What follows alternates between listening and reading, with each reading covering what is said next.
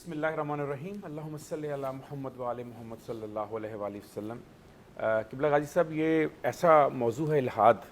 आज हमारा तीसरा प्रोग्राम है इस पे और अल्हम्दुलिल्लाह तीनों प्रोग्राम्स में मैं शामिल था। जो पहला प्रोग्राम था हमारा, वो बहुत इब्तदाई प्रोग्राम हमने किया था। जब हमने वो प्रोग्राम किया तो मुझे नहीं याद कि पूरे मीडिया के ऊपर किसी भी प्रोग्राम में, इस्लामी को तो खैर उनको तो तौफीक ही नहीं बेचारों को, उनको तो शायद इसका मतलब भी ना पता हो, अगर मेहनत करते हो ऐसे तो पता हो उनको, किसी जगह पर इस मौजू की बात नहीं हो रही थी। आज हमारे प्रोग्राम की वजह से, मैं कल जब गूगल कर रहा था तो जब मैंने इल्हाद लिखा तो सबसे पहले आपका प्रोग्राम गूगल पे आ रहा है।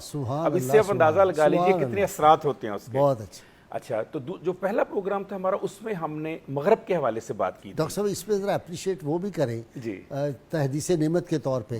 वज़ीर आज़म भी अब हर जगह नारा लगा रहा है पाकिस्तान का मतलब क्या। प्रोफेसर तारुल कादरी साहब ने कनाडा से खिताब में कहा, सूए कतार मी कसम नाका बेज़माम रहा।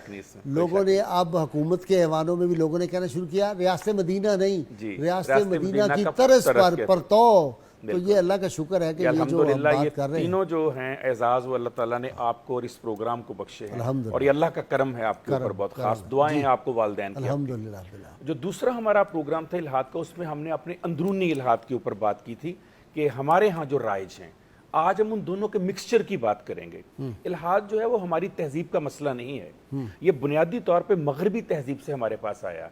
इसमें अंग्रेजी ठप्पा लगा हुआ है क्योंकि हमारी तहजीब में कभी भी इसके ऊपर इस तरह से नहीं हुआ था। ये जदीद दौर की, और ये 2006 में एक सहाफ़ी था गैरी वुल्फ, जदीद इल्हाद का जो लफ्ज़ है पहली दफ़ा उसने 2006 में इस्तेमाल किया था। आप देखिए कि इस्लामोफोबिया की जो टर्म है ये सबसे पहले 1976 में इस्तेमाल की गई। और 9/11 के वाक़े के बाद इसी टर्म्स को नहीं, इन्होंने निकाला बकायदा, इस पर वर्किंग हुई जी, वर्किंग हुई इसके ऊपर। जब हमने विजिट किया वहां तो हमें पता चला कि इस पर उन्होंने वर्किंग की कि कौन सा ऐसा वर्ड नया क्वाइन किया जाए। तो उन्होंने कहा जी क्वाइन करने की जरूरत नहीं है, ऑलरेडी हमारे पास एक वर्ड है। उन्होंने कहा जी कौन सा? उन्होंने कहा 1976 में एक सहाफ़ी ने इस्लामोफोबिया की टर्म इस्तेमाल की थी। इस्लाम और फोबिया यानी कि बीमारी जिसमें इंसान डरता है किसी चीज से और इर्रेशनल थॉट होती है, उन दोनों को मिलाकर इस्लामोफोबिया बना दिया गया।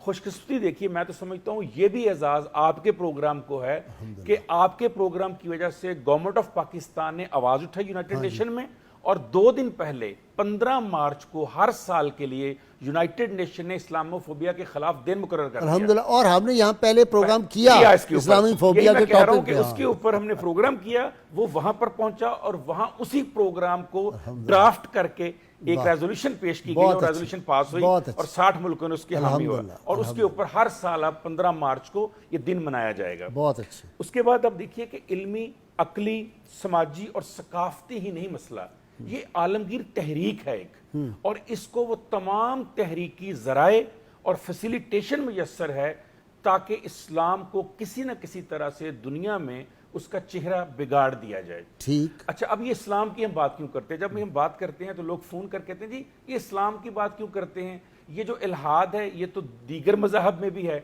बिल्कुल उनकी बात ठीक है, लेकिन दीगर मज़ाहब का चेहरा बिगाड़ चुके हैं वो, क्योंकि उनको ये पता है कि मुसलमान जो हैं वो दुनिया की हर चीज के ऊपर कॉम्प्रोमाइज कर सकते हैं। सख्त मजहब यही है, सख्त दीन यही है जो जिसको हम मुकाबला कर रहे हैं। कहते हैं। हम कहते हैं because we believe in the fundamental rights of human beings, that's why I feel proud that I am a fundamentalist, because मैं बिलीव करता हूं फंडामेंटल राइट्स के ऊपर।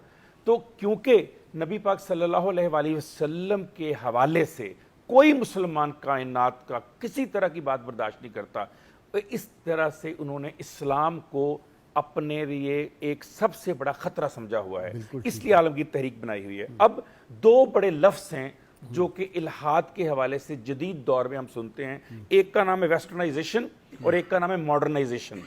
अब ये दोनों लफ्ज़, दोनों टर्म्स आई कहाँ से हैं? देखिए, नंबर 1 आपका सोशल मीडिया, नंबर 2 आपकी फिल्म्स एंड ड्रामे, नंबर 3 आपकी कुतब, नंबर 4 आपका सिलेबस, नंबर 5 आपके खानदानी निज़ाम का खात्मा, और नंबर 6 फ्री सेक्स की तालीम। ये 6 इस वक्त बड़े इश्यूज हैं जिनको तमाम मीडिया के ऊपर आलमी सतह पर मगरब अमेरिका जो है उसको पॉपुलर करने की कोशिश कर रहा है और बता रहा है जी इस्लाम जो बातें ये करें ये तो जी 1400 साल पहले की बातें बता रहा है जी। क्योंकि अगर आपको याद हो तो غالباً 27 میں برنڈ رسل نے ایک مضمون لکھا تھا why I am not a Christian, اور اس میں جو اس نے بات کی تھی کہ جی اسلام نے کون سی تہذیبی نئی دور کے مطابق بات کر دی، اس نے یہ بھی لکھا تھا کہ یہ جو آپ ہمیں باتیں بتاتے ہیں کہ جی خلفائے راشدین کا دور ہے، یہ 14 سال پہلے کی بات ہے، آپ مجھے بتائیں آج اسلام کہاں ہے؟ اس لیے ہم اسی کے اوپر آ جاتا ہوں میں، جو سب سے بڑا پرابلم ہے اس وقت، کیونکہ ابھی پروگرام شروع ہونے سے پہلے علامہ صاحب کہہ رہے تھے کہ ہمارا یہ جو الہاد کا پروگرام تھا یہ مدرسوں میں بہت دیکھا گیا، یہ مساجد میں بہت دیکھا گیا اور سنا گیا۔ دیکھیے سب سے بڑا پرابلم ہی وہاں سے شروع ہوتا ہے۔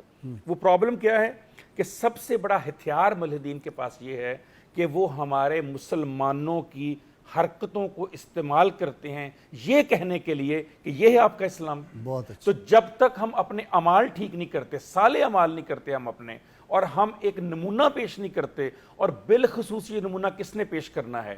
یہ اسی مدرسے کے عالم نے، اسی خطیب نے، اسی علماء نے، وہ جو ٹی وی پر بیٹھ کر، وہ جو خطبے میں، وہ جو ممبر پر بیٹھ کر باتیں کرتے ہیں، اور پھر جو ان کا ذاتی عمل ہے۔ جو دوسرا بڑا ہتھیار ہے ان کے ہاتھ، وہ ہے ہماری روایات کتب۔ بدقسمتی کے ساتھ جو کتاب لکھنے بیٹھتا ہے اس کا اتنا نالج ہی نہیں ہوتا، اسے کانٹیکسٹ کا پتہ ہی نہیں ہوتا بیچارے کو، وہ اٹھتا ہے کہیں سے اور اس کو کوئی کہہ دیتا ہے تم لکھو، اور لکھنا شروع کر دیتا ہے۔ اس سے کیا ہوا؟ کچھ ایسی چیزیں کتب میں شامل ہو گئیں جن کو کسی صورت نہیں ہونا چاہیے۔ آپ ہی کی بات کو میں لیتا ہوں، آپ ایک بات اکثر کہتے ہیں کہ ہر وہ چیز جو میں پڑھ کر آیا ہوں وہ بیان کرنے والی نہیں ہوتی، اور خاص طور پہ نیشنل میڈیا پہ تو بالکل بیان کرنے والی نہیں ہوتی۔ یہ جن لوگوں نے کتب لکھی ان کو اندازہ نہیں تھا کہ یہ لفظ لکھنا، اس کے رزلٹس کیا ہوں گے، جس کو ہم فارورڈ تھنکنگ کہتے ہیں، وہ ان کے اندر بالکل نہیں تھی۔ جو تیسرا بڑا ہتھیار ہم دیکھتے ہیں آج مغرب کے پاس، وہ ہے کہ ہمارے جو قرآن مجید کی آیات ہیں ان کو سیاق و سباق سے ہٹ کر اس کی تفسیر کرنا، اس کے مطالب بیان کرنا۔ جب آپ سیاق و سباق سے ہٹ جائیں گے، جب آپ کو پورے قرآن کا علم نہیں ہوگا تو آپ کبھی بھی وہ بات صحیح نہیں کر سکتے۔ ایک آپ دیکھیں کہ انفیریورٹی کمپلیکس بھی ایک بہت بڑا ڈاکٹر صاحب پرابلم ہے۔ مثلا ہمارے جو ریلیجیس اسکالر ہیں وہ ویسٹ سے متاثر ہو گئے، اب وہ جب ویسٹ میں گئے تو انہوں نے کہا کہ ہم ان کو خوش کرنے کے لیے ایسی ایسی توجیہات نہیں ہم نکالیں کہ ویسٹ جو ہے وہ ہم سے خوش ہو جائے۔ اچھا، وہ انہوں نے انسانی ذہن کو کرافٹ ایسے کر دیا ہے۔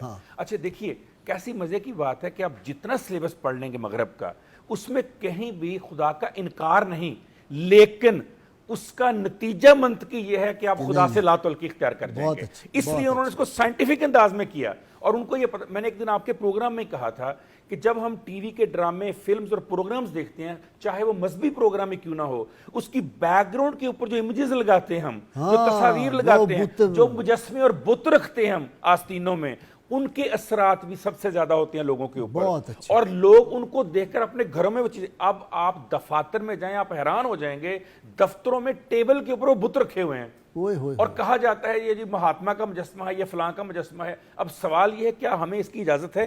جب اسی کی تصویر لے کر وہ کوئی باہر دکھائے گا یہ مسلمان بیٹھے ہیں جی یہ دیکھیں کیا کر رہے ہیں، تو ایک کرافٹ ایسا کر دیا میرا اور آپ کا دماغ کہ ہم الٹیمیٹلی اللہ کا نام لینا فطری نہیں سمجھتے، جبر سمجھتے ہیں۔